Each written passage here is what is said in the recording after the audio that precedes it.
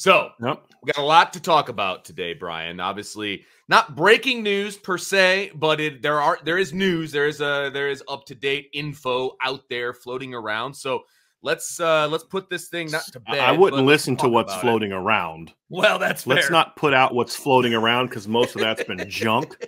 That's fair. But we'll tell you what's actually happening at Notre Dame Yes. right now with the offensive coordinator situation. So obviously, 'Cause that's what we do. Colin Klein interviewed with Notre Dame. Things went relatively well. And there was a lot of stuff floating around about he was the guy. It was going to happen any moment now. That was never how it went down. Right. They were always going to bring in more people to interview. It went well. Notre Dame liked it. A lot of times, Vince, you'll bring in multiple candidates. You'll interview them and say, hey, I think all these guys can fit here. We like all of them. But now we got to figure out which guy's the best fit here. And so they liked a lot of the things that Colin Klein brought to the table. Sure. But by the end of the interview, talking to him about making the move, hey, would this be something you'd want to do? There just was some things that kind of came up that made Notre Dame think that this, would he really be bought in, leaving his alma mater and coming here? Sure. Could he make it with the same, put it in the rear view that Tommy Rees apparently did, going to Alabama. Yeah. And I think that kind of gave Notre Dame a little bit of pause about the fit. And so a lot of things went really well, but I just think that it was one of those things. So he was never formally offered the job. There was no, here's a 3-year contract for X amount of money. There was nothing like that. It was, okay, so, if we offered it to you, what would you think? And that happens all the time. All the time. In these type of interviews. And so that's kind of where they got to. And that's when you started to see some like, okay, I'm not sure if this is where the fit is going to be. You want someone that's really locked into being here. And so that's basically what happened. It was not a formal offer of the job, contract details, all that. He looked at it. Nah, this isn't what I want to do. I'm bouncing. Yeah. And so then, of course, Andy Ludwig comes in. So I'm to believe that he turned that job down in the morning, and they had already gotten Andy Ludwig from Salt Lake City into South Bend that quickly because they got turned down by someone else. Right. It's not quite how it works. Yeah. So then Andy Ludwig came in yesterday. He got in late in the afternoon, and he is on campus now. I believe he's still in the middle of his interview. I do not think that's over yet. I imagine that'll go into later this afternoon, early evening before he heads back to Salt Lake City. He will go back no matter what happens. Sure. As of half an hour ago, he had not been offered the job formally because, again, we just explained the process, right? He had not been offered the job formally. Now, I do believe that the first 2 guys that were brought on campus first for a reason. So if things go really well today on both sides, right, because it requires both sides to feel good about it, then perhaps we could see something happen relatively quickly, but they're not there yet. That will be determined as they get done with the interview. You're going to want to talk to the players. How did it go when you met with the guy? All that type of stuff. You're always going to want to have those type of conversations. So we'll find out here kind of, by the end of the day, hopefully, whether or not an offer was extended, whether we'll be able to report that or not, that's a different question. Yeah. But I would imagine that we're getting close to the finish line, assuming that this is a good fit and assuming that Andy Ludwig is someone who this is kind of where he wants to be. And that's going to be a question, right? This is going to have to be a big recruiting sales job for Notre Dame and Marcus Freeman, because this is a guy that's from Utah, played college football in Utah, is now on his second stint as Utah's offensive coordinator. In his last 5 years as the offensive coordinator at Utah, which is the most recent 4-year stint, and then the year in 2008, they have gone 13-0, 11-3, 10-4, 10-4, and then they had the COVID season. And there's 2 Pac-12 championships in that stretch, and then a Mountain West championship. Because remember, when the first time he was at Utah, they were still in the Mountain West. And that was his last year at Utah. The first stint was the year that they beat Alabama in the Sugar Bowl, 31-17, the year before Alabama won their first championship under Saban. So very interesting guy, Vince. And so he's had a lot of success there, and it's not going to be easy just to convince him to leave. It's just going to take a sales job, and that's what this visit's about. So this is as much about them convincing him that Notre Dame is the right place as it is, him convincing them that he's the right guy. I mean, it's really both of those things are happening, and that's what kind of makes this very, very interesting, Vince. Well, it is very interesting, and I think that so far from what I've been able to glean by the entire process, I've been very happy with the way things have gone down, right? You on the message board, I thought this was really, really impressive. On the message board, you linked a video of Sean Payton talking, and you're like, check out this video and what he says at the 140 mark. Slow to hire, quick to fire. Like that was, I was like, okay, this makes a lot of sense because what we're sitting at a week right now, about a week, right? From when kind of the whole Tommy Rees thing became quote unquote official. He was leaving. It was like a Friday. This is a Saturday. So we're a week in, and Notre Dame did their due diligence with the vetting process. Then they started bringing people in. I like the direction that this is going. And if anybody listens to the show that Sean and I are on in the evening, I kind of put my top shameless tier. Self-promotion. 100%. 100%. IB Nation Sports Talk, 6 o'clock. Monday through Thursday. But no. You almost made me spit my smoothie on the screen. That'd have been bad. But I talked about the fact that my 3 top candidates in the top tier, and Ludwig is one of them. That's a home run hire if they can make this happen. Yeah. But the process in which they are going about it, I've been very, very happy with. Hey, bring him in, wine him, dine him, see what he's about. You got to convince him. He's got to convince you. I love it, man. I wasn't sure where you were going with that. That phrase gets finished. I cut it off at the right spot. It's like, please don't finish that sentence. So anyway. Family-friendly show. No, and look, they've talked to a lot of guys about this job too. Yes. Some that they liked, but just the fit. Like there's a coach, for example, that I know is being considered that they like a lot. They just don't necessarily think the system fits. You know, there's some questions there. There's other guys that they like a lot, but, you know, does this guy really want to come back to college? You know, and how much do we try to convince him to come back to college? Would he really be bought into that? There's a lot of those type of things that have to go into this conversation. So I am okay with this process taking a little bit of time. And I think that people kind of thought that this was going to happen. You know, they were going to have a coach named by Wednesday. I actually think they're getting to the finish line a little quicker. If things go well with Ludwig, if they do, then I think things have gone a little quicker than I anticipated. You took the words right out of my mouth. I agree with you completely. Right. I was not anticipating. Now there hasn't been a decision, but I was not anticipating a potential decision coming this quickly. I thought we would be a couple of weeks. You know, maybe 2 full weeks. You see a couple people come in. You know, a few more people come in for interviews, and you know the order is important, but not the end of the world as far as who they bring in and when they bring them in. This is ending a little.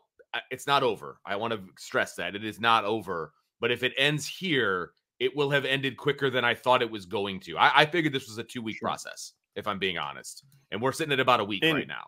Yeah. And we're talking 2 weeks just to get the guy decided. There's going to be stuff that comes afterwards. Absolutely. Yes. That's going to take more time. Like I promise you, let's just say hypothetically, that a job was offered to somebody this weekend and the guy took it. You're not going to get an announcement on Monday.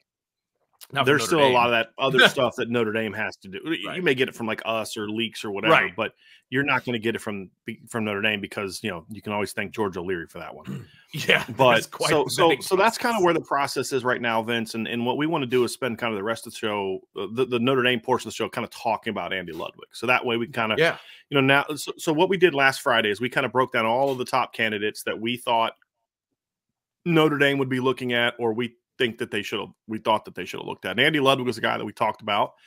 That's been a guy that sources have been kind of in on from the beginning, that you know, a guy that they liked from the beginning. We'll find out here in the next couple of days if Andy, well, we'll know by the end of the day, or no later than the end of the day tomorrow, if Andy Ludwig feels about Notre Dame the same way Notre Dame feels about Andy Ludwig. We'll find out. And I honestly don't have an answer to that question. Sure. So I'm going to make a promise to you all too. This is not a show where we know what's going to happen. Right. And so we're talking about this subject so we can preempt he has not been formally offered the job, and he is not, and therefore has accepted nothing. We don't know if he's going to accept it if he did get answers. So I just want to make sure people understand we're not holding that back from you. That's honest truth. Right. So, but we are going to, because he is on campus, I do feel comfortable taking that next step in the conversation to really break him down a little bit more, the fit, what we know about him, what we've learned about him in the last week. Because a week ago, it was really just, you know, Ryan and I had watched a bunch of film and who we liked just watching film. Yeah. And we've been able to study, Andy Ludwig a lot more, and Colin Klein a lot more, and Sean Lewis a lot more, and Joe Moorhead a lot more, and a lot of these guys that have been on the list a lot more. Actual targets, not Brian Johnson and Byron Leftwich, who weren't actual targets. I love that, by the way. So, yeah, I know. Just saying. Yes. So anyway, that's kind of where we are with this. Okay. And so what we're going to do now is kind of dive into some different aspects. We'll get into a little bit, just kind of give you all his background, some of the successes he's had. I wrote an article last night, Vince, that dove into that and just kind of where he's been and the success he's had. And it's really fascinating, Vince, because you and I have always talked about it. This is why I think Andy Ludwig has been at the top of you and I's list from the beginning. Because Vince and I from the moment we launched this, when I had that cheesy Sports Illustrated thing and then like a tan wall behind me, whether it was back when I was in the corner with the pool table in the background, like from the beginning of this whole thing. One thing that has always been true is Vince and I have always been adamant about, you need a coach that's able to adapt. I wrote an article the other day where I talked about the 5 things that have to be true for the new OC. And I think like the third one was ability to adapt. And I wasn't talking about adjust and adapt. And I wasn't talking about just in-game adjustments. And in-game adjustments are important, but I think they get some things that we as fans and analysts talk about get overplayed a little bit.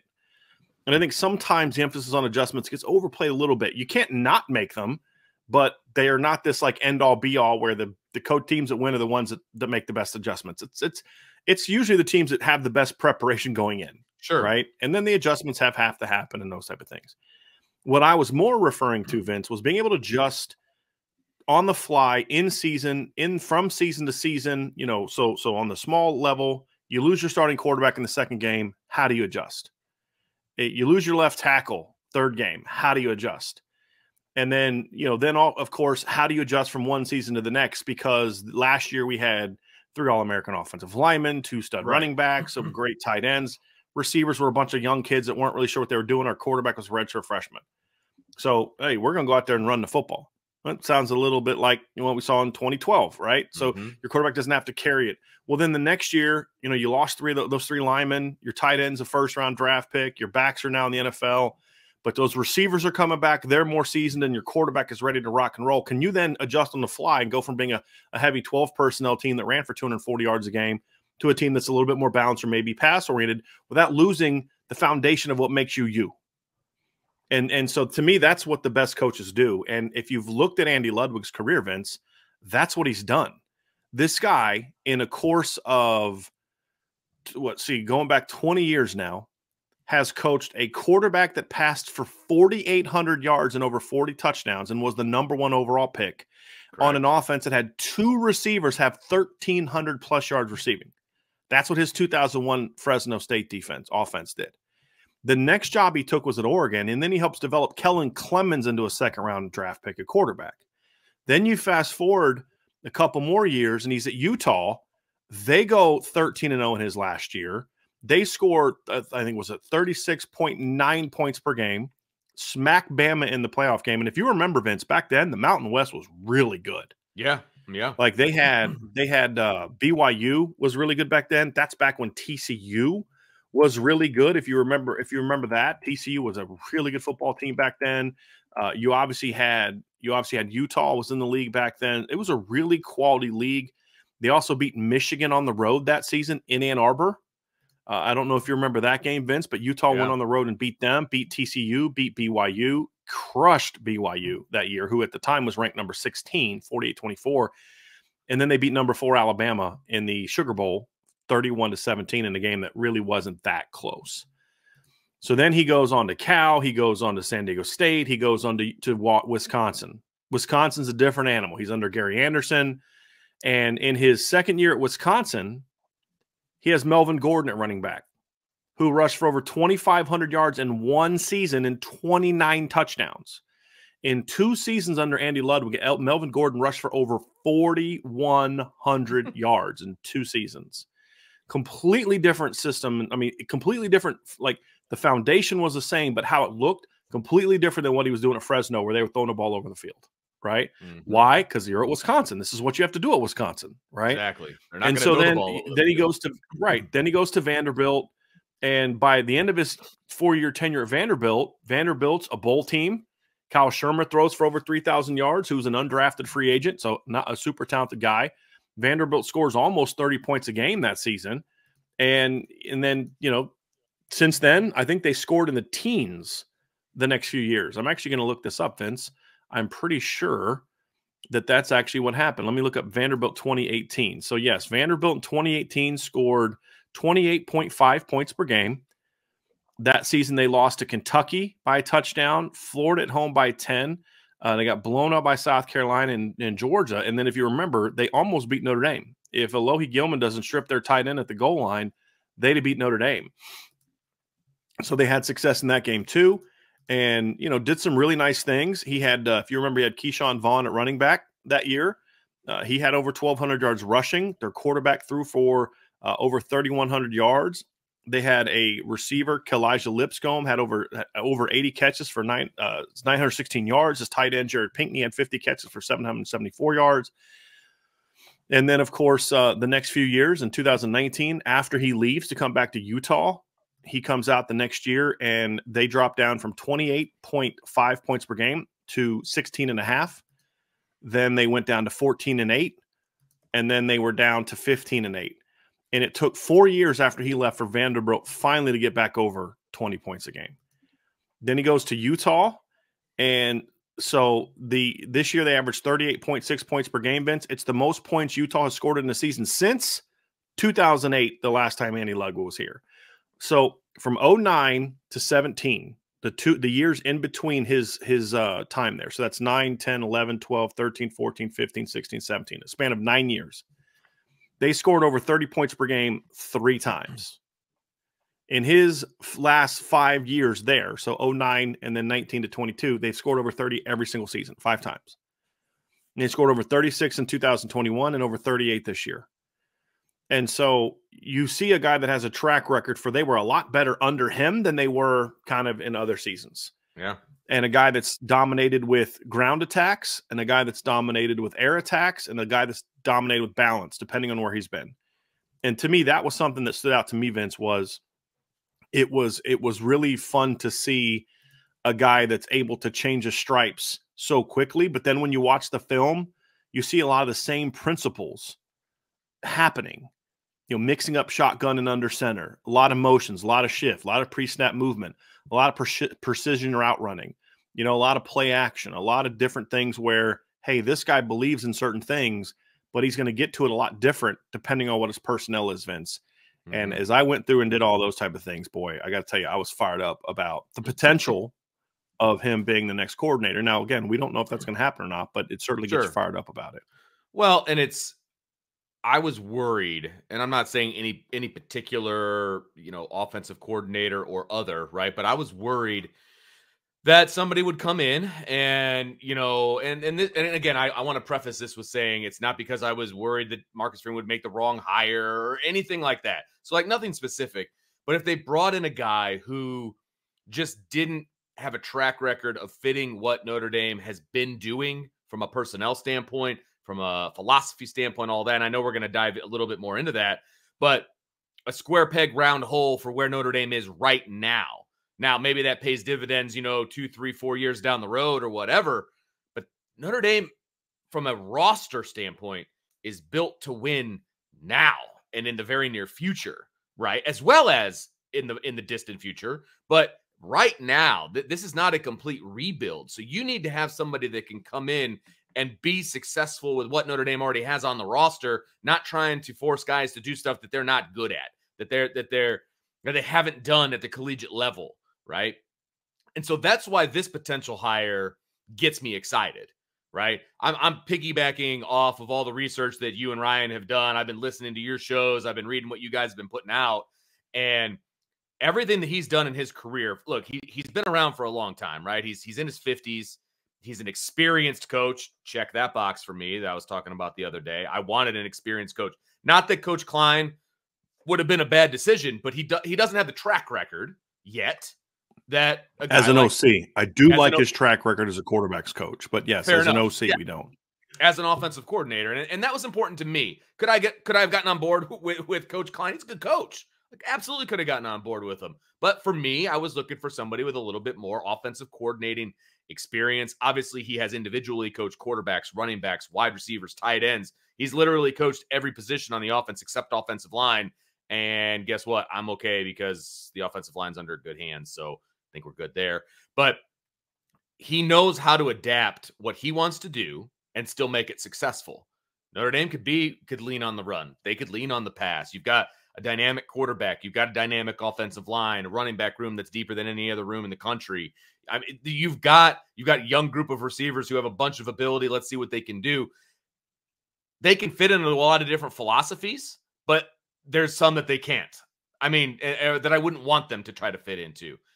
Coach Ludwig brings an experience level to me that he can say, okay, here's where we got really good talent. Here's where we can do this. We can do that. And he can mold that and he can move it and he can change it. He's not set in one lane offensively. And that's what excites me the most about him is he can take what Notre Dame has right now and be successful with it in 6 months, in 8 months, in 9 months when Notre Dame kicks off the 23 season. And that was so important, Vince, right? Like, yes, we've talked about this with like Sean Lewis, for example. And I've had some people say, why don't you like Sean Lewis? And I'm like, oh, hold on. I think you've misunderstood what I've said. I think Sean Lewis is a heck of a football coach, and we've praised him on this show for the hire that Dion made, bringing him in. Because Dion is very much sort of the face of the program, the voice, the mouth of the program. But bringing in an OC who's been a head coach for several years, I think is smart. And I think obviously his system's going to work, and it could flourish there at Colorado to some degree. It's more about the fit at Notre Dame. You say, okay, well, he can recruit to his system.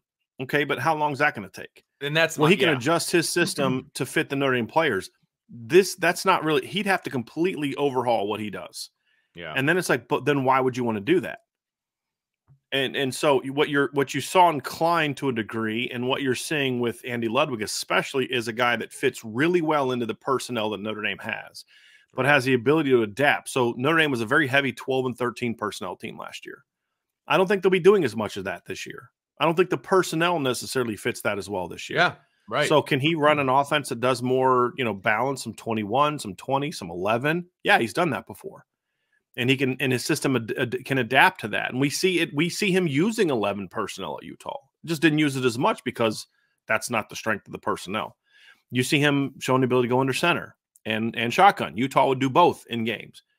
So it really fits with what Notre Dame likes to do. And I think that's a very important thing, Vince, when you look at the system that he's had. And then, how many coaches can say, hey, I produced a guy that almost passed for 5,000 yards. I also produced a guy that rushed for over 2,500 yards in the season.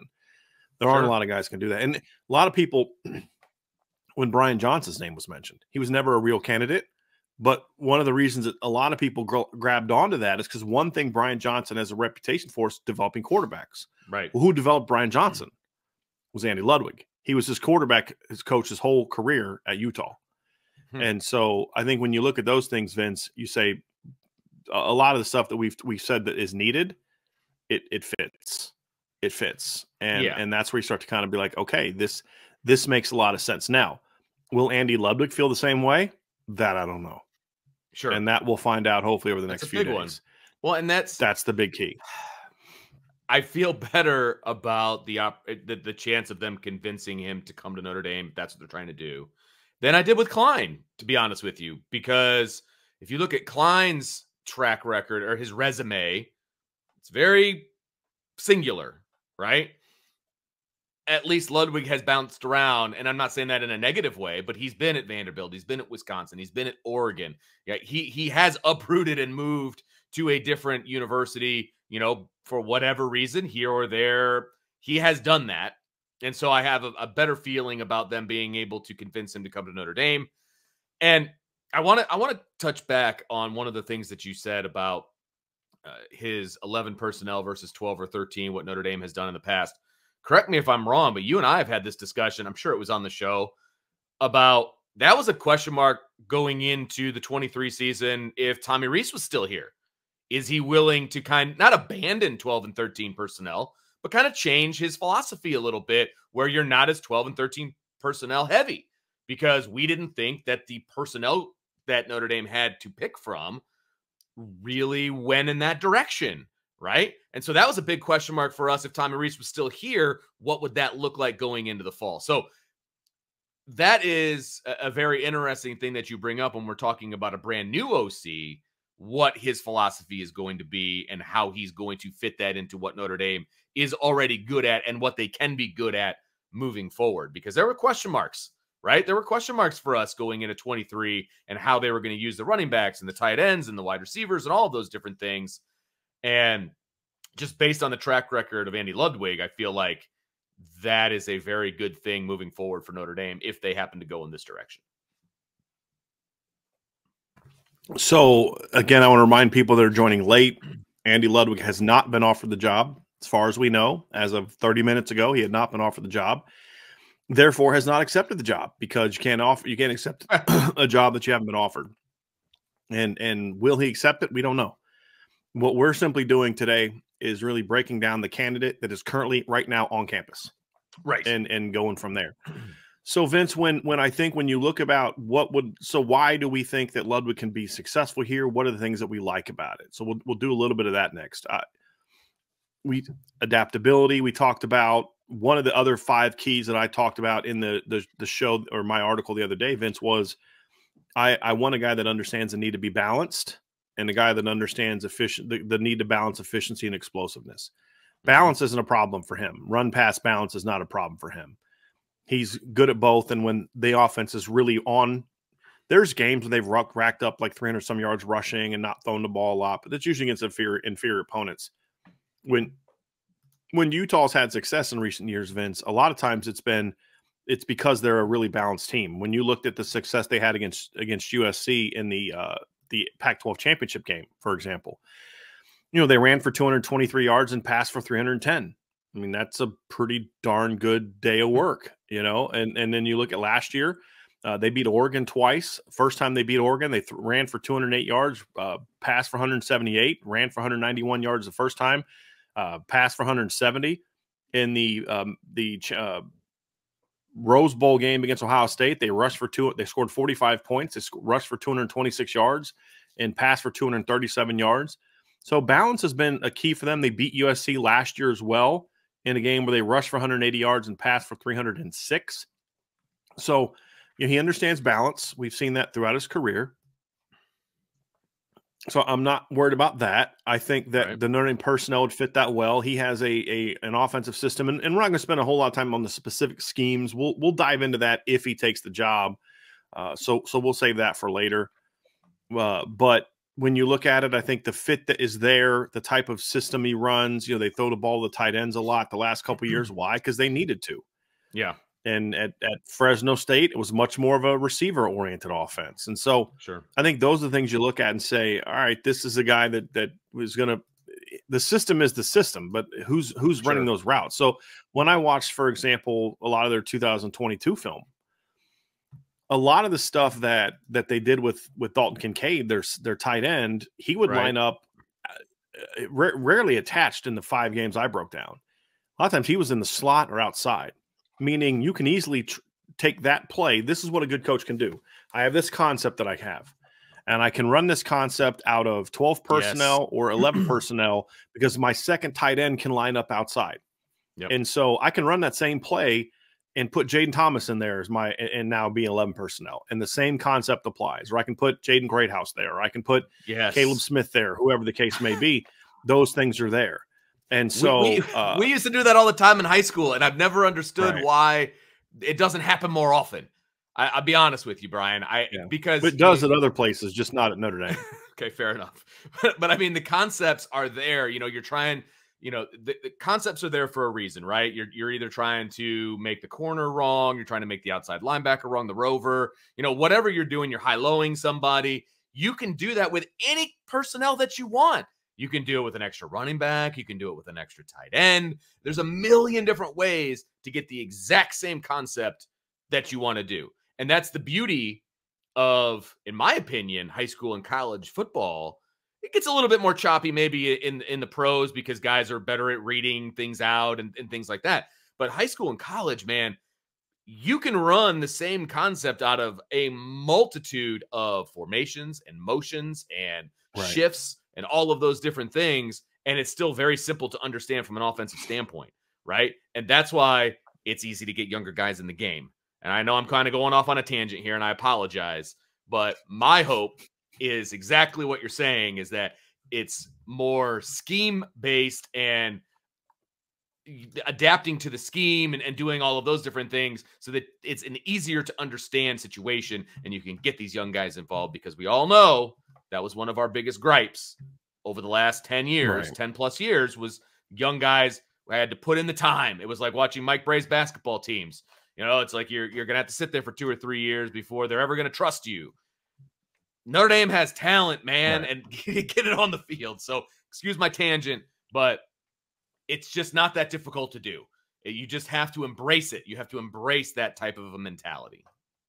You have to embrace being a college coach and not a pro coach is really what it comes down to. Thank you. I mean, that's really what it comes down to. So, like, people talk about, well, can you do two-back stuff? Yes, because they do a lot of jet motions, a lot of the fly motions, you know, Vince, where they'll kind of swing a guy. They'll be in shotgun and have a back here, and the slot will just kind of go flying around the back in a fly motion. And he'll kind of take space over there. I mean, you can do that with Caleb Smith. You can do that with Lorenzo Styles. You can also do that with Chris Tyree. You can also do that with Jeremiah Love. And so, yeah, absolutely, those things fit. And that's the thing, is like, okay, this particular team that I'm stepping into maybe doesn't have a slot receiver that I can do that stuff with. But, man, we've got 3 great backs, and then they got this little 5'10" running back that's really fast and catch the ball in the backfield who threatens teams on the perimeter. Okay, let's use him to do those jet sweeps and those different types of things they do. So it does make it adaptable. It does. They have done a lot of read zone with the quarterbacks at Utah. Didn't do any read zone at Wisconsin because Joel Stave is not running read zone. They run some RPOs. They'll do things like that as well. They don't do a ton of RPOs, but they use it real effectively. So it's a very diverse offense, Vince, and I think that naturally leads to a unique group of, you know, being able to fit a unique group of personnel into it. And so I think those things kind of fit. I like what they're doing. One of the things that I've learned about him, and I actually didn't know this when I first started liking him, it wasn't until the last few days I've read a few articles about this and watched a couple of videos of him talking. Vince, you're going to cry in tears of joy when I tell you this. Okay. Other than the basics, converting a hitch to a go because a guy squats on you, he does not believe in side adjustments as receivers. He does not believe in you're going to change it. And again, there's always adjustments. Like, I'm running a corner. If it's cover 2, I may break it this way. If it's cover 4, I may break it high. That's not what he's talking about. He's talking about you're going to run a corner here, or you're going to run a comeback, you're going to run a dig. It's just, here's your depth. He's a very precision-oriented guy when it comes to receiver play. So he doesn't want them having to think about a bunch of different conversions. He wants them to know where to line up, the depth to run the route, and the technique to run the route with. He's a big believer in that, which is, Vince, fits right into what you and I believe. So, I mean, a lot of this is personal bias, why we think this guy's going to, you know, is a great fit for Notre Dame, is personal bias. Totally. Because a lot of things that he believes in are things that we believe in. Right. So, hey, and it comes down to these guys need to know how to play the game.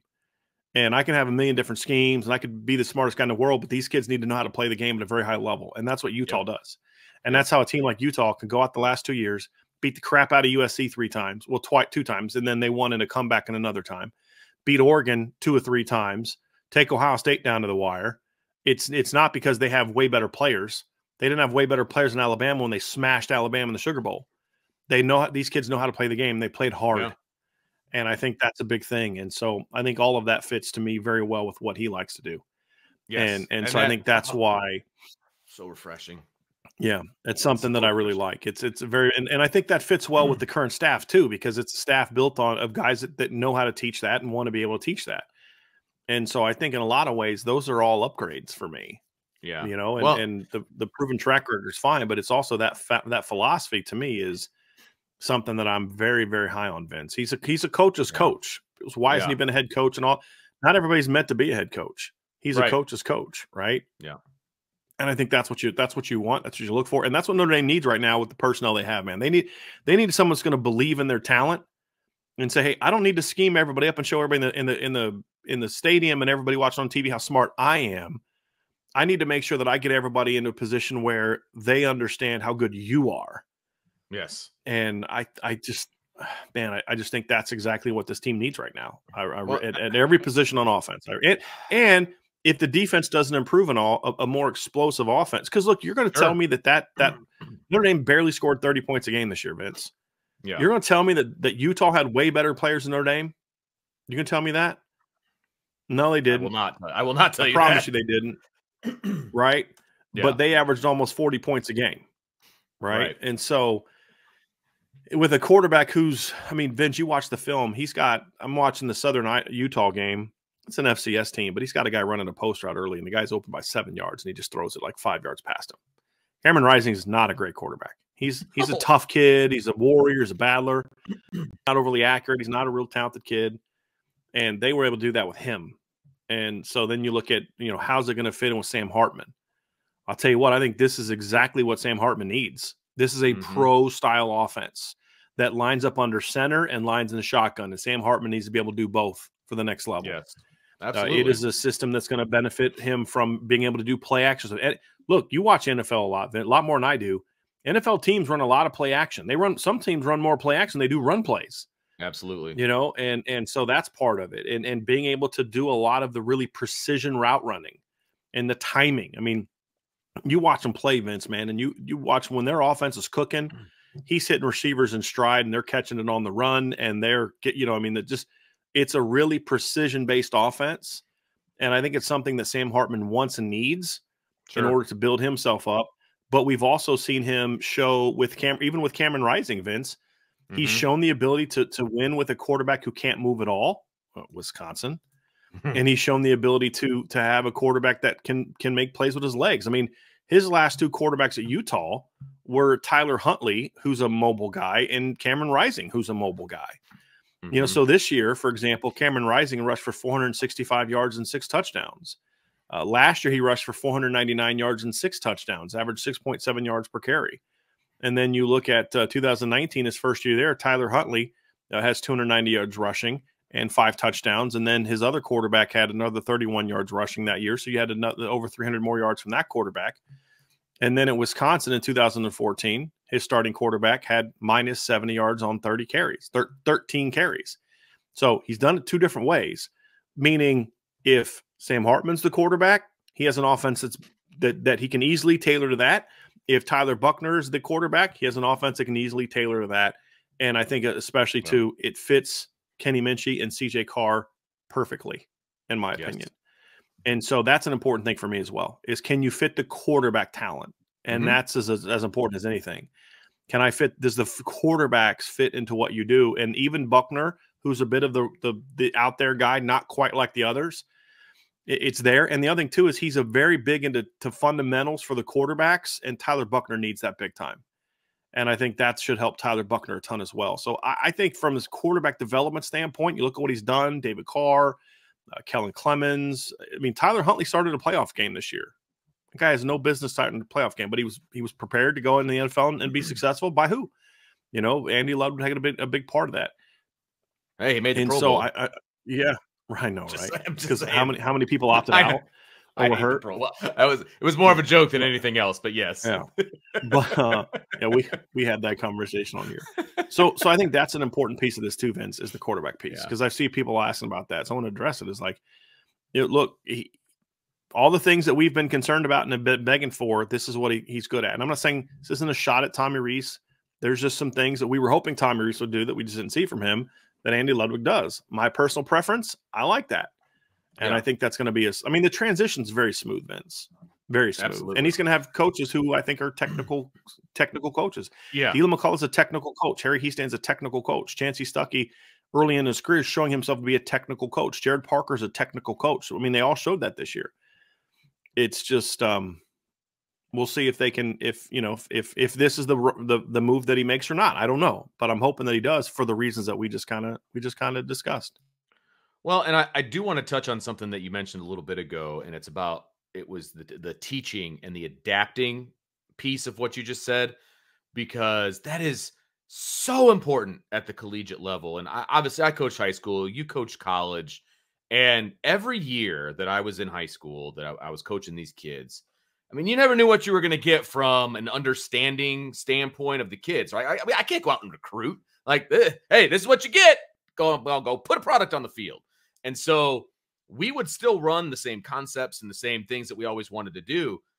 Year to year, sometimes we would change the play calls, like what they're actually called, so it would make more sense to these kids. Like one year, everything was number based, you know, and the kids understood it and it was easy, right?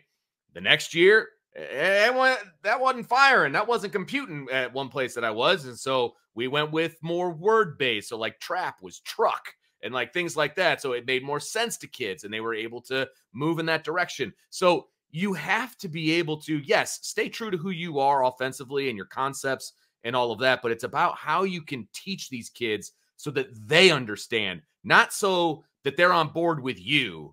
It's so that you can get them on board and they can understand what you're saying. And again, it's a different level at Notre Dame. It's a different level of Division I. I get all of that. But my point is. But it's not though, Vince. Fair. I mean, make your point, because it's not, because even within, I want you to get back to making your point. Yeah. But it's not though, because even in college, you can't always recruit 4 cookie cutter quarterbacks. Right. You can't always recruit your 3 W's are the exact same player. Yes. You can't always know 1 year we're experienced, the next year we're young. I mean, your talent does change. Your personnel does change. You know, 2019, Notre Dame has 1 healthy running back going to play Georgia. 1. That's it. And your backups were, you know, Jafar Armstrong and Jameer Smith and guys like that, Sebo Flemister, right? You know, fast forward just 4 seasons, and all of a sudden you've got a completely different built backfield, and your talent's changed a ton. So even at the college level, even when you recruit, there's always going to be changes from year to year, even if your personnel is similar in style to experience. And you're going to have to teach those guys different than you did the veteran unit the year before. So I get what you're saying, but I think your point stands truer to this level than you think it does. Sure. It's just for different reasons. You're right. Right. Right. And that's the point that I wanted to make. You have to be man enough and a good enough coach where you can change what you do, but still stay true to who you are, so that the kids understand it and the kids can excel in it. And sometimes it's not even understanding. Sometimes it's just execution. You know, we've had kids that is our number 1 wide receiver who can outrun everybody, and that's great, but he was crappy at running certain routes. And so you got to be this and you got to do that. And so you have to be able to adapt, like you said, to not only to your personnel from a on the field execution standpoint, but from an understanding standpoint, all of these different things. And from what I'm hearing from you, Andy Ludwig is that kind of a guy. And those are the kind of coaches that I just absolutely love. And sometimes it's cliche, but they're teachers first. And when you're in the classroom, to get somebody to understand the quadratic equation or whatever, sometimes you got to teach it a little bit differently. To understand the Revolutionary War and the reasons behind it, sometimes you got to teach it a little bit differently. Same thing in football. Same thing in any sport. Sometimes you got to teach it a little differently. At the end of the day, you stay true to yourself and who you are. But I love the fact that he sounds like he's a teacher first, and he understands what it's like to be at the collegiate level and to get those guys to understand what he wants them to do. So very excited about this potential, the potential hire, I should say, because we don't know. But as of right now, I mean, he's in the middle of the interview, and this is a fun show to do. But I like where Andy Ludwig comes from. He's got the experience, he's got the know-how, he's got the teaching ability, and he's got the proven production from many different aspects. So it's exciting. It's very exciting.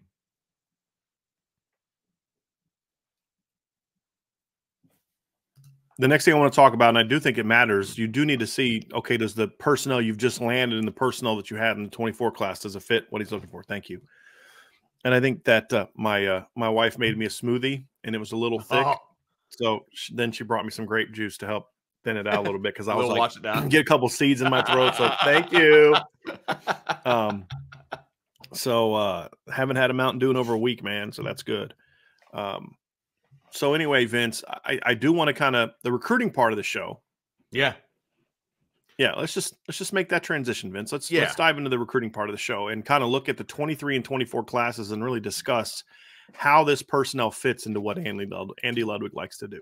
Yeah, and I know another piece of this is also people want to know, is he a good recruiter? And I know we're going to touch on that. Yeah, we'll touch on that during this as well, because we've gotten that question several times. Yeah, and that's why I wanted to make sure that I mentioned it. And so the 23 class is obviously in the house. They're not going anywhere. You know, you've got a bunch of those guys on campus already, and they keep pushing back the offensive guys, which is pretty funny that we get to interview the guys that are on campus, the what do they call them? The newcomers. So the transfers as well as the early enrollees. And then you've got this 24 class. And, you know, the 24 class is just as important, if not more, when you bring in a new coach. Can you hold on to these guys, and can you continue to make headway? You've got, you know, CJ Carr. You've got a dynamic running back. You've got dynamic wide receiver. You've got a lot of guys that are, you know, kind of the head of the class in the 24 class right now. What does this mean when you bring in a new offensive coordinator, and how does it translate? I think those are all really, really good questions. So let's start, Brian, with the 23 class. So this class that is already signed, sealed, delivered, they're either here or they're coming in June. What does that look like if Andy Ludwig is the new offensive coordinator? Do they fit what he does moving forward? Yeah, and let's just kind of go position by position, Vince, and do it. We'll start with the quarterback position, Kenny Minchey. And I think Kenny Minchey fits in brilliantly with what Andy Ludwig wants to do. I think both, and I'll say the same thing about CJ Carr in 24. Can we just do the quarterbacks and then we'll focus more on 23, Vince, if that's okay? Yeah, that's fine. Because I think it's important to look at those two quarterbacks, because obviously you've got Kenny Minchey, you just signed him. Right. Okay, you just brought in a quarterback that we're really high on. Do you have a coach that fits as what he does? Yeah, because Kenny Minchey is more of a run to move the chains guy. He's a pocket passer who happens to be a good athlete, but he's a pocket passer. He's not a great athlete. You know, CJ Carr's the by far the better athlete of the two. You know, but Kenny is a really precision passer, Vince. You know, we talk about when we broke his film down, his anticipation, his timing as a passer were outstanding. His touch, he could put velocity on some of the comebacks and the over the middle throws. He likes to attack the middle of the field. Andy Ludwig attacks the middle of the field a lot. They do a lot of high-low concepts, a lot of crossers from opposite sides. They'll run mesh with a deep end, mesh with a kind of stop routes. They'll do high-lows. You know, inside guy will run a vertical in, outside guy will run an under, inside guy will run a cross, the outside guy will probably, you know, more of a delayed high-low. Because if your inside guy is running the deep vertical, he's here, and then the mesh is coming, so it's a true high-low. If you're running it to where the inside guy is going to kind of run that cross and the outside guys run the end, it's more of a layered high-low. So you take it with you, and then that end comes behind it. Mm-hmm. So you're attacking defense differently. Same concepts, very similar reads. He can read those type of things, get the ball where it needs to get to. Andy Ludwig does not throw a ton of bombs, right? At least he hasn't. Now, I don't know if he's had the quarterback to do that, but he hasn't really thrown a ton of bombs. Sure. It's a lot of stuff where it's getting guys on the run, throwing, like working left to right. And I think that probably better indicates sort of who he is in that regard, Vince, is he wants to get guys in motion. He wants to get guys moving. He'll have stop routes, but he doesn't run a million stop routes. A lot of his stuff is meant to, when you are running a stop route, that ball's got to be coming right now. Mm-hmm. And so I think in that regard, that's really right up Kenny Minchey's alley. And it's also something that I think would fit CJ Carr incredibly well, because, you know, CJ's a guy, Vince, that, you know, he has the powerful enough arm to be able to run the play action downfield shots. Sure. Because when he throws it deep, he throws it really deep. And, you know, you need a quarterback with the arm to do that. Kenny Minchey can do that, but CJ can do that extremely well. But CJ brings a little bit more of the mobile element to the table, which I think is an important part of not important part of what he does from a running standpoint. But if you're going to run play action bootlegs, and there's going to be times when you need a quarterback who will step into the pocket and they've taken off and you've got to go and pick up 15, 20 yards. And he can do that really well. Mm-hmm. He can also tuck the ball and run on the outside. There's times where you'll watch Cameron Rising. They'll run sort of like an RPO, and Cameron Rising will be running out and he'll just chuck the RPO down. But if they run with that, he's got to tuck that thing and run. Sure. And so there's a little bit of element to that with it as well. So I think quarterback-wise, Vince, I think both of the next two classes fit what Andy Ludwig does extremely well. Look, they're I think this move from Tommy Rees to Andy Ludwig probably affects them the least. Yes. And if anything, it's a positive for him, because it's a little bit more learnable It's not quite as complex. There's more. There's just a little more to it in some ways, but it's a little bit more adaptable, I would say, than maybe some of the other things we've seen. But I think that part of it, to me, I think it fits the quarterback aspect very well. And so I don't think that's going to be a problem at all, Vince. I think the quarterback part is going to be the smoothest transition that you're going to see of this in this conversation. Yeah, and what I like is I think all the quarterbacks that are, coming up the pipeline, Kenny Minchie and CJ Carr, I mean, one of their best attributes, in my opinion, is accuracy, right? And it's timing. And I think that's Ludwig's offense, from what I can tell. And then I haven't gotten into it as far into it as you have, but a lot of what he does is timing. And a lot of, there's RPOs and there's things of that nature, but it's a lot about timing. And I think that really plays up to what these guys do well, and the accuracy and timing and things of that nature. So you're right. I think this is it's a good fit for those guys for sure. I think they should be excited about it. And, you never know, because I think it affects quarterbacks again if it happens. I just want to make sure that we're talking about theoretically, if this happens, then yes, they should be excited about it. Because I don't want people to think that, we slipped up and let it know, because that's how people will take some things we're saying.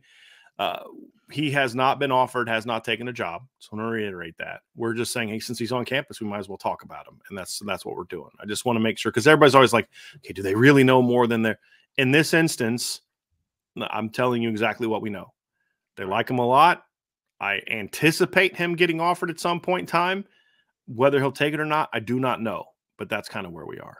Yeah, absolutely. So yeah, and this is, we're also, one of the things that we're doing today is we're talking in theory, theoretically. If he's the OC, quarterback should be happy. And here's why. It's a theoretical conversation, a fun one, but it's still a theoretical conversation. Let's go to running back, Vince. I think this is one that is interesting for me with Jeremiah Love. So you look at what Utah has done. Now, Wisconsin, he didn't throw the backs a ton from what I remember. I'm going to go back and look at that. But I think that was one of the things that we've heard criticisms about running backs at Wisconsin over the years, is they don't do a lot in the pass game. Melvin Gordon caught 19 passes for 153 yards. So it was check down stuff, right, in his last year. At Utah, they've thrown the ball at the backs a decent amount more. This year, Micah Bernard, who was they had injuries at running back, so they used Tavion Thomas, they used Micah Bernard, they used Quinton Jackson. They had 3 different running backs with 70 or more carries because of injuries this year. And it was kind of funny because it was Jackson who, I believe, ripped up USC, wasn't it? Yeah, he was the guy that ripped up USC in that game with the 2 touchdowns. And he had 29 yards, 31 yards, 5 yards, 43 yards in the first half of the season. Then there's injuries, and all of a sudden he's like 93. Then he doesn't play, then 23. And then the last 3 games, it's 117, 105, 81. That's their 3rd string running back. Did at the end of the year against Colorado, USC, and Penn State. And so then you look at it and you say, okay, he was a bigger back, didn't catch the ball a whole lot. He's 6'2", 225, 230. He doesn't catch the ball a whole lot. But one of their other backs was Micah Bernard, who caught the ball a lot more. He caught the ball 34 times for 314 yards this year. They'll do some really interesting, and I'll tell you what, if you watch the film, Vince, their running back should have had more yards. I'm trying to remember which game it was early in the year. No, was it the Oregon game? No, it wasn't Oregon. I'm trying to remember which game it was. Might have been Florida. They'll do some really cool stuff out of the backfield where they'll go like a trips concept or a bunch concept right into the boundary, and then just send those guys immediately on crossers. And then that puts a safety or a linebacker go on a really fast vertical wheel route to the running back. And there's a couple times Cameron Rising either didn't see it or missed it. That would have added a lot more yards to the equation there for them. So you definitely see a lot of that. And so they do throw to the running back if they have one that can catch the ball. Their top 2 running backs this year caught 40 passes. That's a decent amount of yards. On the season they caught 42 passes for, I believe, over 400 yards. If I'm doing the math, around 400 yards. I'm doing the math correctly in my head. So definitely can throw to the running backs, but then also I think this fits what Jeremiah does as a runner as well too. He'll run some duo. Andy Ludwig will run some duo, but they're more of a zone team, Vince, zone counter team. and they'll do a lot of things with like jet sweeps and things along those lines. So I actually think Jeremiah Love fits this run game. If it's the same, let's just say it's the same. Sure. I actually think he fits this run game a lot better than he would have fit Tom Reese's duo system, because we've talked about that. Jeremiah Love is more Chris Tyree in this type of plays he needs to be running than he is Audric Estime. I'm not saying he's like Chris Tyree as a runner. I'm saying the style. That's where I'm coming from. Yep. And so to me, when I look at it, Vince, I think Jeremiah Love with an inside out, they run mid zone. It looks like to me, they run stretch, they run inside zone, they run counter, they will run some duo. I think all the runs that he saw, because they don't run, at least I've broken down about 4 or 5 games this year. I've only seen duo a few times. I mean, a game, that's it. So it's not like the heavy dose that we saw from Tom Reese, which is fine. A lot more zone at Utah, and I think that fits Jeremiah extremely well. Plus the ability to I mean, they'll run the running back out of the backfield, Vince. I mean, and just run them on wheel routes, run them on arrow routes, doing a lot of those type of things. The other thing about it, Vince, is the other part about it too is again, we've talked about adaptability. I promise you, if Andy Ludwig is the coach that we think he is, that he's the type of guy that is going to say, hey, I got this unique unicorn type athlete, Jeremiah Love. Let's figure out some ways to use him. And then they'll go from there. How about the offensive line? Do you see any difference? I mean, look, Harry Hiestan's obviously a great collegiate offensive line coach. It's one of the least of my worries personally. But as far as who they're bringing in, who they've got now, the style, you said they're, if they switch over to more of a zone scheme, how does that affect the offensive line? Does it affect them in any way? It does. I need to say something real quick because we need to stop this in the chat right now. This is a comment. I'm not calling you out, but I'm getting some of this. Reading between the lines, we were just waiting for an announcement about Ludwig. No, we are not. I'm going to say it again. We're doing this show about Ludwig because he's on campus right now interviewing. He's not been offered the job. He has not accepted the job. I don't know if he's going to accept the job, but because he's on campus, it's a pretty pertinent information and pertinent topic to discuss. So that's why we're talking about it today. So I would hope that you guys would stop reading between any lines, because we're being as honest with you and not even as honest with you as you can. We're being 100% honest with you about where things stand with Andy Ludwig. Yep. He's on campus. Notre Dame likes him a lot. They've always liked him a lot, which is why he was one of the first coaches that we talked about in that very first show on that Friday. That's why his name has been mentioned as much as it has. Okay, but he has not accepted the job. He's not been offered the job yet. That'll come at the end of the interview. So there are no lines to read between. Okay, I just want to make sure we're clear on that. So that way it doesn't start, get in the chat, gets overtaken by conversations of when he might be hired. I don't even know if he's going to take the job yet. So let's just pump the brakes up. Nor has he been offered. Right. I mean, right. So let's focus on the task at hand. I don't know if he's going to take the job, but if he does, you guys are going to have a pretty good understanding of who he is, and we'll dive into more the X's and O's more specifically. So, offensive line, Vince. I just needed to say that because it was starting to become a big part of the conversation in the chat. Yeah. Offensive line wise, and you don't need to apologize. I get it. Some people are jumping into the chat late. I understand. You're all good. It was just more of an opportunity for me to say, hey, just want to remind y'all that this is kind of where things are. And just to let everybody know. So I'm not chastising anyone. I'm just making sure we're all on the same page. That's all. That's all. So offensive line wise, Vince, I think the things that Notre Dame did with the duo stuff is not that much different than zone. I mean, there's similarities in footwork. I mean, you're still double teaming in zone. So I think that transition is pretty smooth. I think that's an easy one. Look, he wants to play power football, and the offensive line that Harry Hiestan brought in is nothing but a bunch of power football guys. Right. And so I think in that regard, that transition's pretty smooth. What I've also found interesting is like you look at like the sacks and stuff. They have really diminished the number of sacks that they've given up. So if you look at Utah in the 2 years before he got there, in 2017 they gave up 38 sacks. In 2018, they gave up 32 sacks. In his first year there, they dropped that down to 26. COVID year, you don't really count. But in 6 games that year, they only gave up 7 sacks. And then 2021, they dropped it down to 13. And then this past year was at 15. So they need good guys. They're good pass blockers. obviously, and I think it fits that very well also. And here's the interesting thing. As good as Utah has been running the football, they don't produce a lot of NFL offensive linemen. Okay. Or at least they haven't recently. Like, obviously, they had Garrett Bowles, who the Broncos drafted, right, in the first round several years ago. That was before Andy Ludwig's time. But if you look at it recently, Vince, in the last, let's see here, last offensive lineman drafted, you had Jackson Barton in the 7th round of the 2019 draft. You had Garrett Bowles in the 1st round of the 2017 draft. And then that same year, Sam Tebby was drafted in the 6th round of the NFL draft. So since the end of the 2016 season, they've had, that 2017 team had 4 guys drafted in the offensive line. So they've had 5 offensive linemen drafted since the end of the 2016 season. 4 of them came in 1 year. You had a 1st-round pick, a 5th-round pick, a 5th-round pick, a 6th-round pick, and a 7th-round pick.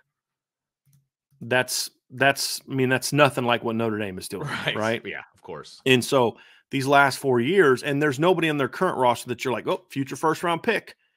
So they've done this with just really physical, tough, big, well-coached kids, and that's why they've thrived.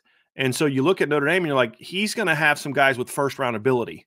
And you look at this incoming freshman class I'm referring to. I'm not even talking about Joe Alton, Blake Fisher. Yeah, not even the guys that are currently playing. I'm talking about Charles Jagasaw, Sullivan Absher, guys like that. So I think offensive line wise, he's going to have to be loving what he's seeing here, and then Notre Dame's going to obviously always be able to continue that. But I think what he wants to do offensively does not require any sort of change of philosophy from a recruiting standpoint on the offensive line, which is very, very important in my opinion. Very important. I figured that would probably be the case. I just wanted to hear it out of your mouth, because if it's not out of your mouth, it's not true. So, yeah. So let's talk. Okay, offensively, obviously. So let's go wide receivers, because this is, I think, where people like me, I'll be the first one at the head of this line that, Notre Dame's going to still be young at wide receiver. Yeah, they've got guys that have 2 or 3 years under their belts, but from a production standpoint, they're still young.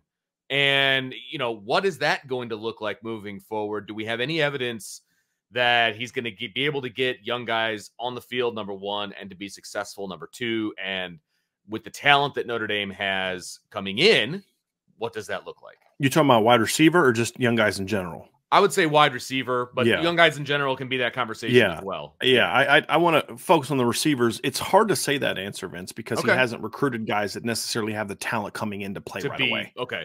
That's what makes it and some of that has to be with where he was. I mean, that doesn't make him a bad recruiter, everybody. Just saying that. But yeah, like Utah, Ryan was calling me today all annoyed. And he was like, some guy put on Twitter and he's like, who Tommy Rees recruited who compared to what Andy Ludwig was recruited. And I'm like, if Tommy Rees wasn't blowing away Andy Ludwig from a recruiting standpoint, then Tommy Rees is a terrible recruiter. He's at Notre Dame. Correct. Andy Ludwig's at Utah and was at Vanderbilt before that, and Wisconsin before that. Like, if you're not blowing him away as a recruiter, then you stink.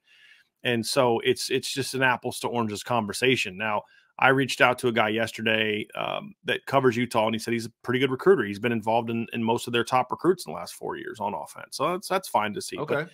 But it's like their level of really good early recruit is a little different than the quality that Notre Dame's getting, if we're going to be completely honest about that. So it's really hard to say, Vince. It's really hard to say if the system is geared towards that from a looking at what they've done standpoint. Now, what I would say is when I look at the system that they run, it should be that way.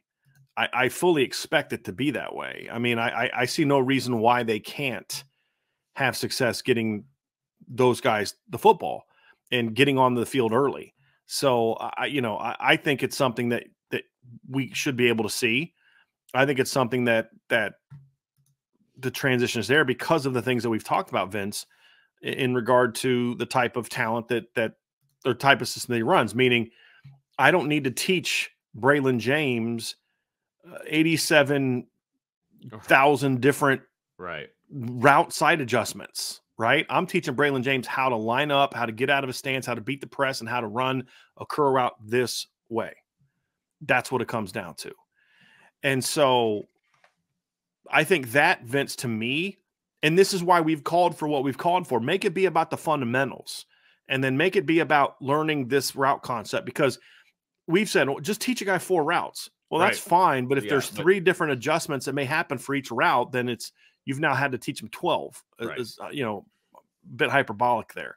So in this instance, Vince, it's like, okay, this is what your route is. So teach him the finer points of that route. Now, if a guy's good enough to play and you can only run 3 or 4 routes, and so let's use Braylon James, for example, because I think the reason I want to use Braylon is because to me, Braylon is by far the most raw route runner of the incoming freshman class. I think all the 3 other freshmen are actually pretty good route runners for younger guys. Braylon is the most raw, but you know what else Braylon is? He's the most explosive of the guys. He's got the most home run potential of the 4 receivers, in my opinion. So I'm nervous about Braylon James having any chance of playing as a freshman under the current system. I mean, if Tobias Merriweather couldn't get on the field with the group that he was dealing with this year, then there was no chance for Braylon James to play as a freshman. Maybe that's still true. I don't know. But when I look at the type of system that he runs, you can teach him to say, here's a hitch, here's a comeback, here's a go, here's a post, here's a drag. It's 5 easy routes that I'm going to teach you to run. And you just teach him those, and Braylon can run those, because there's not a ton. I mean, like the route, the side adjust for an over route is, okay, if the linebackers are sitting, you run right behind them. If the linebackers are bailing, you step on their toes and cross their faces, right? I mean, those are the things that you're looking at, Vince, and that's a lot easier to teach than, okay, now you're going to convert this to a corner route. You know what I mean? And so those are the things that I look at and I say, I think that does make it a little bit easier for younger players to play if they have the ability. When you have that kind of talent, you can better adapt to what your players do. Yeah. And I think that's something that can help that adjustment with these players, in my opinion. Yeah. So yeah, I do think it fits in that regard. Has Notre Dame recruited to a level where Ludwig can just plug them into what he wants to do? Oh yeah. I mean, especially with the freshman class, because that's what the focus is on, right? Yes, so correct. The thing about the freshman class is I think the way he runs the offense, you do want some size on the outside. You don't need it, but it's preferred. Some size that can stretch the field. That's Braylon James. You know, that's Rico Flores. That's Jaden Greathouse. But he also runs a lot of jet sweeps and those type of things, and does a lot of movement, likes to get guys in space. Notre Dame doesn't have a ton of guys like that. Well, that's where Caleb Smith comes into play, the freshman version of Caleb Smith. And so to me, this offense is better when you've got a shifty guy, because they'll do a lot of snag routes. They'll do jet sweeps. They'll do the perimeter screens. They'll do a lot of perimeter screens when he's got guys can do it. They run a lot of crossing routes. They run a lot of that kind of stuff that requires a receiver that's got a little bit of juice and a little bit of after the catch type of stuff. And so when you see those things, then to me, I want to see that, Vince, because I think that is where Caleb Smith fits in really well. So Greathouse fits in great. Braylon James fits in great. Rico fits in really well. And then I think Caleb Smith fits in. Like, I'll say this. With Caleb Smith coming to Notre Dame, we were hoping that they would use him a certain way that we haven't really seen them use the receivers for, correct? With Caleb Smith now, he fits what they're already doing with what Ludwig is already doing with his slot receivers and outside and his boundary field receivers, field outside receivers. We already have film of it fitting. So yeah. I think I could make the case. I think you could make the case, Vince, that you have a situation where the current group of incoming freshmen actually fits this system better than they fit the previous one of what we know they're going to do. Now, you and I felt that Tommy Rees was recruiting them because he wanted to run a certain system. Sure. That he didn't feel he had the personnel to do. Otherwise, why recruit those guys? Right. But my thing I would say is we already have film. And I've used this example with Alizé Mack, right? Remember when Alizé Mack picked Notre Dame and flipped from UCLA, the thing that he had said to us in an interview one time when I think it was at Rivals at the time. I can't remember. But he said, when I went to UCLA, they got on the board, they drew up all these cool things of how they wanted to use me. When I went to Notre Dame, they popped in film of Tyler Eifert and said, "This is how we want to use you." He says, "That was it for me." You know, he's like, they already know how to use me. They've already proven it. Yeah. These guys need to figure out how to do it. They haven't done it yet. And I think that's the thing for me is the difference is in this system, the receivers, I believe, fit better than they did before. And not like exponentially, like, oh my gosh, these guys are now going to be, but it is a more natural fit. It's a more natural fit for me. Good. No Good. question. Well, that's exciting for me because it just felt like, and yes, I realized that it felt like, and I know you had more information than I did, that they were kind of recruiting to do some different things offensively when it comes to the wide receivers and things like that. But it just felt like we kept seeing the same thing. Oh, it was a Groundhog Day situation a lot of the times with the wide receivers. And I was getting frustrated at times. And, I'm not saying that things are going to change because who knows, but if they do go this direction and there is change at the wide receiver position, that's going to be very exciting for me because it just felt like over the last, I'll even just say 5 to 6 years, there was just so much talent that just wasn't getting on the field, for whatever reason. And then when it did, were they using it the right way? And, and then a lot of it stemmed from, well, I just don't know if they can do it. I just don't know,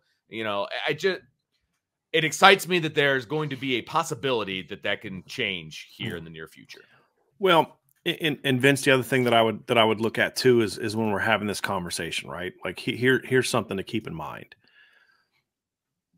People ask, like, why am I making the case? Like, boy, you're sitting there trying to tell me that these guys are going to now fit into this system better. My first thought, if I was on the people here side of this conversation, I'd be like, yeah, it sounds like a homer take for me. I'm just being real. That's what I would think. And so why are you saying that?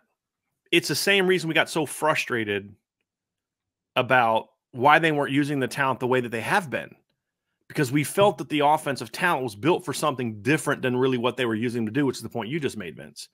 And so look at the class of 2023. Utah offered Jeremiah Love. Utah offered Braylon James. Utah offered Rico Flores. Utah offered Cooper Flanagan. So the only guy that he didn't offer Caleb Smith, who was committed early, and he didn't offer Jaden Greathouse. I think we can all agree that Jaden Greathouse is going to be able to fit whatever offense he wants to play in. Right. So a lot of the guys that Notre Dame is bringing in, he offered, when he was at Utah. These are going to be guys he has a familiarity with. And I'm hoping that that's one of the things that kind of gets him fired up about wanting to take this job. Is like, dude, you guys signed all these kids that we had no chance at, like no chance at landing. And you guys have landed them. You know who else he offered in the 2022 class? Jadarian Price and Tobias Merriweather. Right. And so again, you're talking about a lot of the foundation, Vince, that you and I think are going to be important to the future of the Notre Dame offense. And Andy Ludwig almost and the offensive staff at Utah offered almost every single one of them. Well, that kind of matters, right? I mean, that's kind of a big piece of this. He offered Tyler Buckner.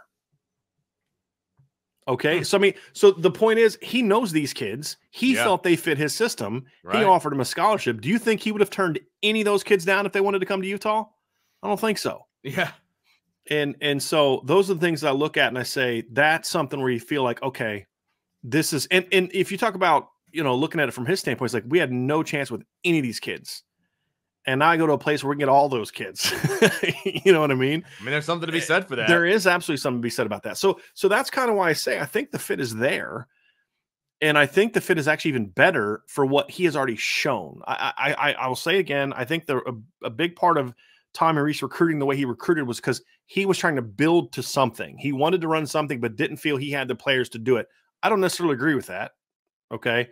But the point is, this talent fits that. And Andy Ludwig is doing what you and I have always felt Notre Dame should be doing with the talent they've had. And the offer list, because here's what would have got me nervous.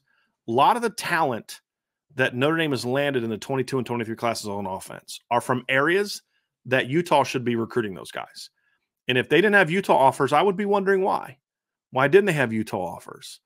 That's a Pac-12 school. It's not like they're Boise State. You don't waste your. But then you look and you say, well, no, almost every single one of these kids from Missouri over had Utah offers. Okay, well, that means he knows these kids, and there was clearly they felt that those kids could fit what they do. And I think it makes it to me a really exciting, in my opinion. So, yeah, I'm excited about it. Yeah, I'm excited for a lot of reasons. If this is the way that Notre Dame ends up going, and this is the direction that they end up going, and we'll find out in the next few days or whenever we find out what the next step is for Notre Dame. But it's exciting. I mean, just the possibilities and all of those things. And that's not to say that I wasn't a Tommy Rees fan, because there were a lot of things that Tommy Rees did that I really liked. There were. But this is an opportunity for Notre Dame and for Marcus Freeman to make a splash and to kind of take control, not take control of the program. That's not necessarily what I mean. But this decision is going to shape the next few years and potentially his tenure as Notre Dame head coach. Vince, this was a really good point made by Joseph Voigt. I want to pull this up. Okay. He said, watching his film, referring to Andy Ludwig, he seems like a guy who we want Tommy to be, or when Tommy was his best, he was. Maybe a little simpler in certain areas, but in a good way. I think that nails it, Vince. That's a really good way to put it. That's a really good way to put it. Yeah. Because as I was thinking about the things that Ludwig was doing, we've seen some of those things from Rees, and that's when we get back on board and we're so excited and all of those, and then we kind of get let down at times. And I think that's the most disappointing part of a lot of what the Tommy Rees tenure as offensive coordinator was. It was like, hey, man, there's flashes, there's potential, there's, he is a smart guy and all of those different things. We'll see how he does at his next stop, but this is about Notre Dame and what they're going to do and what the next opportunity is for Notre Dame and what this offense is going to be. So it's exciting. I think with the 24 class too, Vince, I think CJ Carr we talked about. I think that Cam Williams is a very, very natural fit for this offense. Jack Larson, he likes tight ends that have different skill sets, very smooth transition. Like what Notre Dame looked for in tight ends and what Utah looked for in tight ends is very, very, very similar.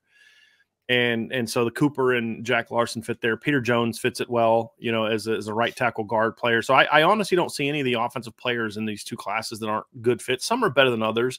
Yeah. I wonder about about Aeneas Williams a tad. Okay. But then he really does fit a lot of how they used Micah Bernard the last 2 years, who was kind of their number 2, number 3 back at times. He was the kid, if you remember, Vince, in the Rose Bowl a year ago against Ohio State, was playing running back and corner.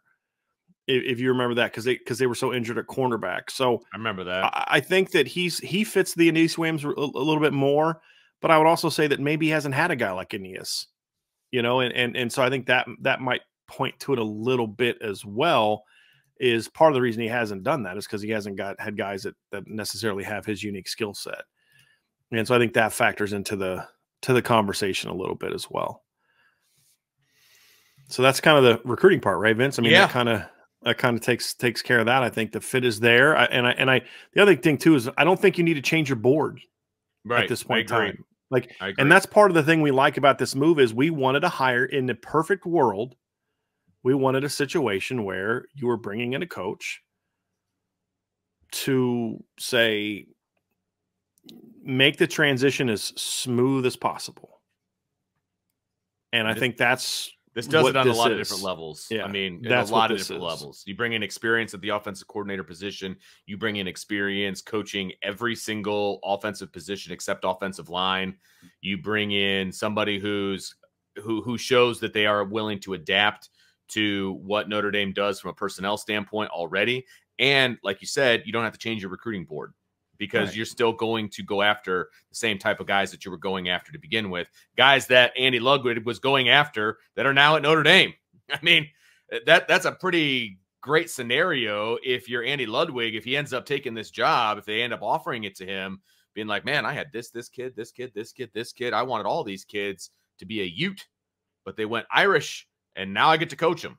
And that's a great situation. Right. So it's exciting. So we'll see. I mean, obviously they got to convince him to make this move. I don't think it's going to be easy. Look, as we mentioned at the very beginning of the show, he's a Utah native. He has had 2 stints at Utah now.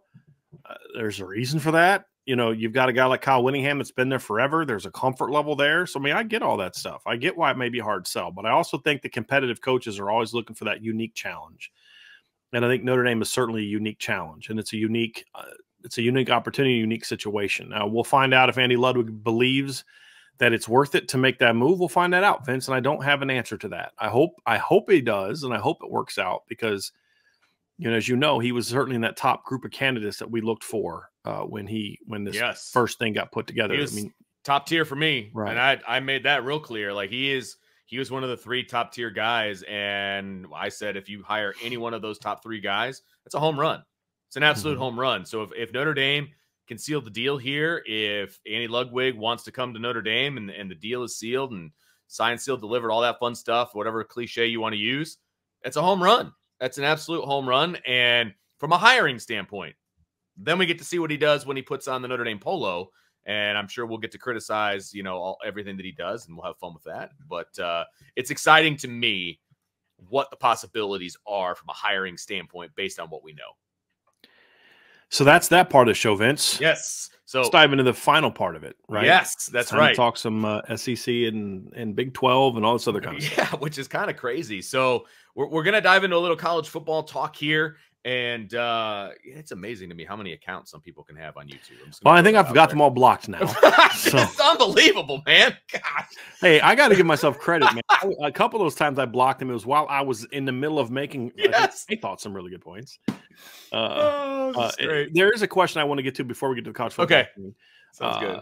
Somebody, Detroit, I think it's a very good question. Detroit Hunter said, Brian, have you watched any of the games where Utah's offense has struggled the past few years? I always do that when I'm doing a deep dive. I think you have to.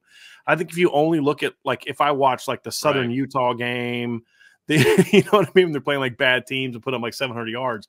No, I always do. It's like one of the games that I broke down from this year is the Oregon game. Yeah. And they did not play well on all. Well, they just didn't execute really well. There's some stuff there. They just had trouble consistently hitting open guys. They had trouble running the football the same way they always did. Cameron Rising had a really rough game. And so, yeah, you break those down and you kind of see, okay, what were the efficiency issues? Why did he have the turnover problems in that game? You watch the Rose Bowl against Penn State when the offense struggled and say, okay, what happened after the quarterback got hurt? Why couldn't he get things going after the quarterback got hurt? And you look at those things. So I think that's always part of it. And it's not what I do at the beginning. So there's kind of 2 phases, Vince, right? At the very beginning, it's just kind of, okay, let me just watch some games.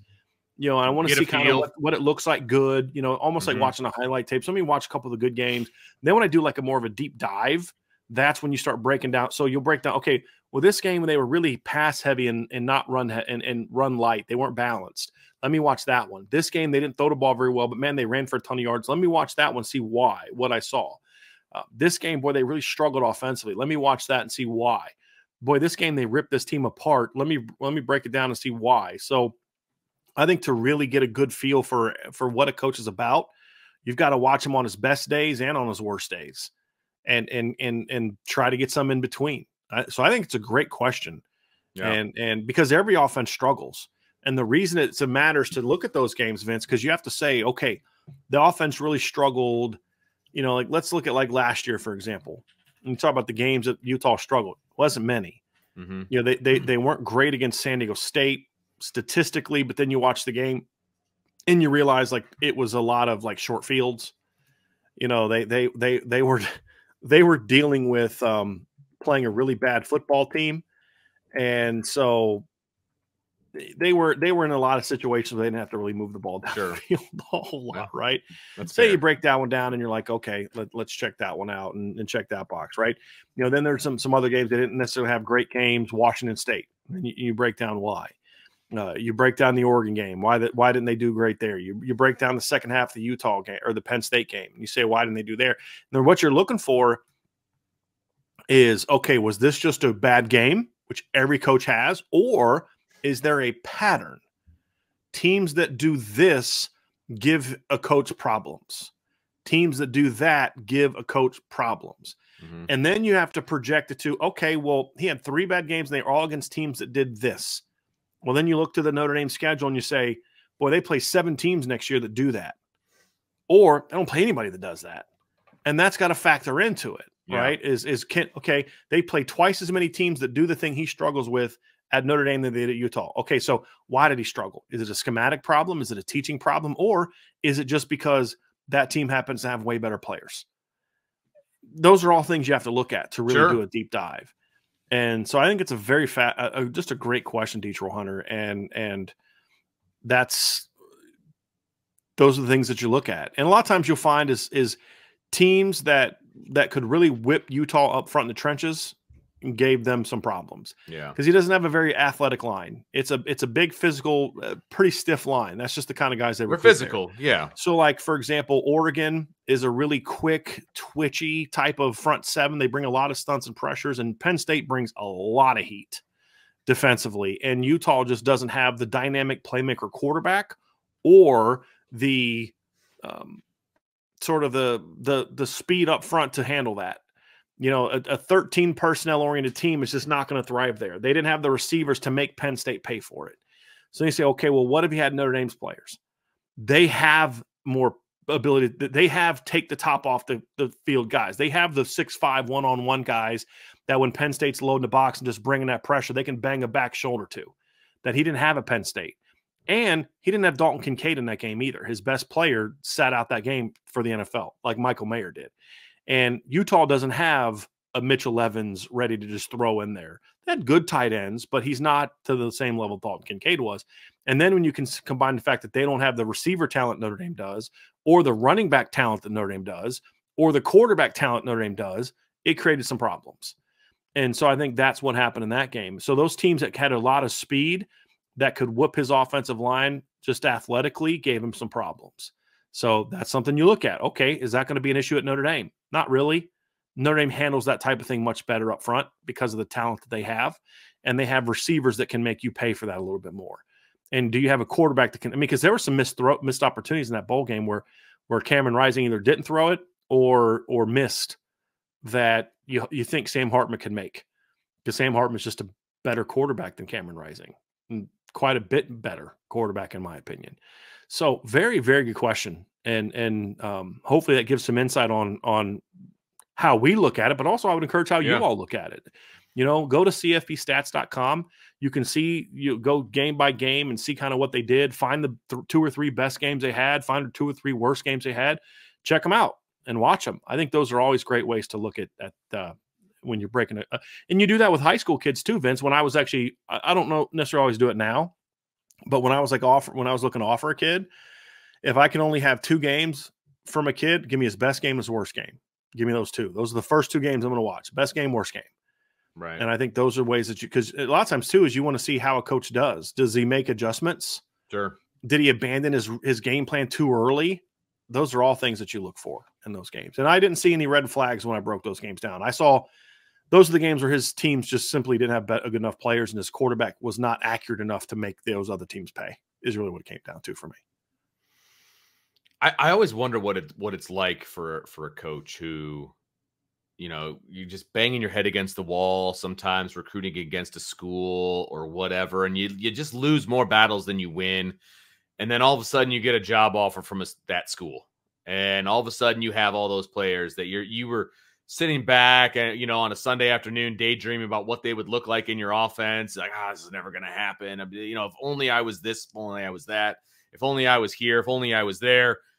And then you walk into a situation like this, you know, the potential of Andy Ludwig walking into Notre Dame and seeing all of these guys who he at one point imagined in his offense, because he offered those guys, right? I mean, that's not a far stretch to say that. He imagined these guys in his offense, and now he has the opportunity to coach a slew of these guys and to see what in his mind, what his offense could be with the talent that Notre Dame has. It's just what a cool opportunity, man. What a cool situation potentially for Andy Ludwig to be in and to be courted by Notre Dame and to have that chance to fit all of those pieces into his puzzle. Like to me, that would be uber exciting, you know, from a coaching standpoint. So we'll see what happens. If that ends up happening, if they can make it work, if that's the direction Notre Dame wants to go, if that's the direction that Andy Ludwig wants to go. So we'll see, hopefully in the next few days. And if it does, fingers crossed. I'm excited.